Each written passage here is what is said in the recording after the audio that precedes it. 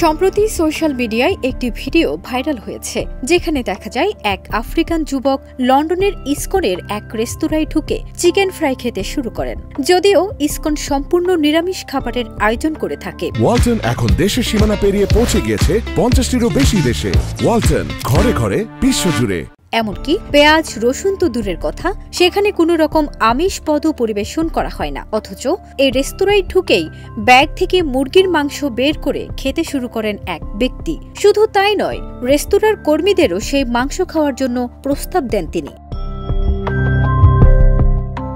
সেখানকার কর্মচারীকে জিজ্ঞাসা করেন, এটা কি ভেগান রেস্টুরেন্ট? কর্মচারীরা হা বলতেই তিনি আবার জিজ্ঞেস করেন, তাহলে এখানে কোনো ধরনের মাংস পাওয়া যায় না? কর্মচারী আবার তাকে নিশ্চিত করেন, মাংস পেঁয়াজ রসুন কিছুই না।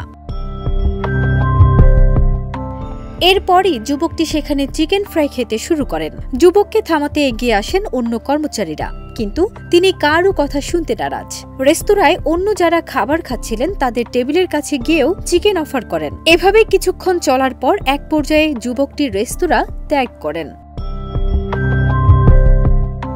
এই ঘটনায় অনেকের মতো ক্ষুব্ধ হয়েছেন ভারতীয় র্যাপার বাদশা। বিষয়টিকে ধর্মীয় অনুভূতিতে আঘাত হিসেবেই দেখছেন তিনি।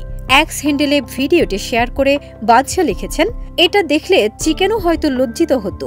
আসলে যুবকটির মাংস খাওয়ার ইচ্ছে হয়নি, জুতা পেটা খাওয়ার ইচ্ছে হয়েছিল।